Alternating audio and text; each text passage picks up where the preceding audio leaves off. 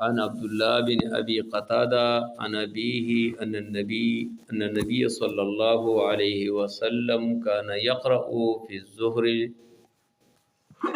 بالأوليين بأم الكتاب وسورتين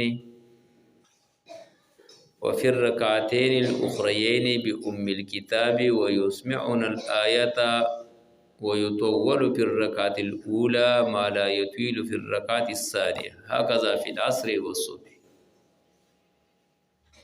رواہ البخاری۔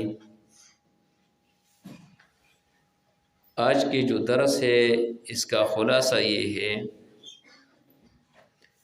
کہ جو بندہ عصر کی اور ظہر کی نماز پڑھتے ہیں تو پہلے جو 2 رکعتیں ہے اس میں سورہ فاتحہ اور سورہ فاتحہ کے ساتھ ایک سورت ملا کر کے رکعت کرنی ہے، یعنی پہلے رکعت میں بھی سورہ فاتحہ پڑھے اور سورۃ فاتحہ کے ساتھ ایک اور سورت بھی پڑھے۔ اسی طرح دوسری رکعت میں بھی سورہ فاتحہ پڑھے اور سورہ فاتحہ کے ساتھ دوسرا سورت بھی پڑھے۔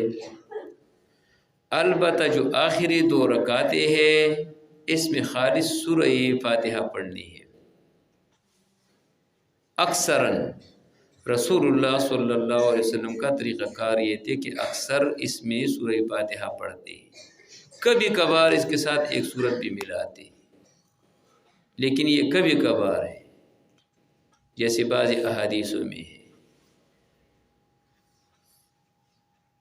تو عبداللہ بن ابی قتادہ رضی اللہ تعالیٰ عنہ فرماتے ہیں کہ نبی علیہ الصلوۃ والسلام ظہر میں پہلے رکعت میں یعنی سورہ فاتحہ پڑھتے وہ سورتیں اور سورت پڑھ لیتے، یعنی 2 رکعتوں میں 2 مرتبہ سورہ فاتحہ اور 2 مرتبہ یعنی 2 سورتیں پڑھ لیتے۔ وفي الركعتين الأخريين اور جو آخری 2 رکعتیں ہیں بأم الکتاب خالص سورہ فاتحہ پڑھتے۔ ويسمعنا الآیۃ اور کبھی کبھار ہمیں 1 آیات 2 آیات سناتے بھی، یعنی اگر کسی نے ظہر کی نماز میں 1 یا 2 رکعت جہراً پڑھ لیا تو اس پر سجدہ سہو لازم نہیں ہے، جس طرح ہماری فقہ کی کتابوں میں ہے کہ فجر عصر کے وقت میں یا ظہر کے وقت میں کسی سے جہر ہوا تو اس پر سجدہ سہو لازم ہے۔ یہ بات نہیں ہے کیونکہ رسول اللہ صلی اللہ علیہ وسلم سے ثابت ہے۔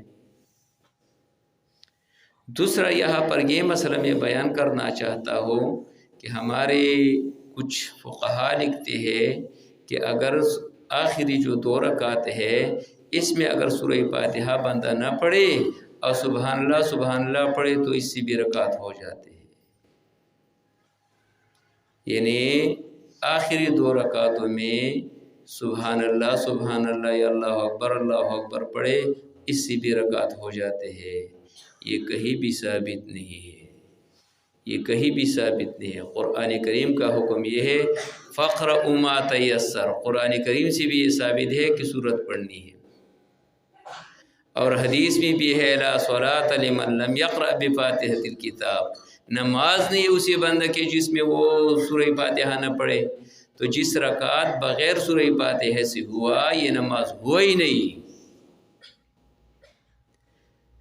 بعض حضرات فرماتے ہیں کہ امر تکرار کے لیے ہے، تو ایک پہلے رکعت میں اپنے سورت اور سورہ فاتحہ پڑھ لیا، امر پر عمل ہوا، تو دوسرے میں امر کے کیونکہ امر میں تکرار نہیں ہے۔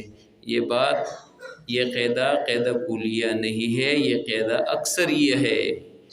امر تکرار کے لیے کبھی کبھار آتے ہیں، جس طرح قرآن کریم میں ہے اتلو ما اوحی الیک، تو اتلو ما اوحی ایک ہی مرتبہ کی وحی کہ وہ پڑھے نہیں، ہر بار آپ پڑھے۔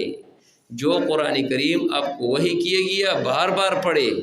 پس قرونی کے معنی یہ ایک ہی مرتبہ ذکر کرے نہیں، اس کا معنی ہے کہ بار بار آپ ذکر کریں۔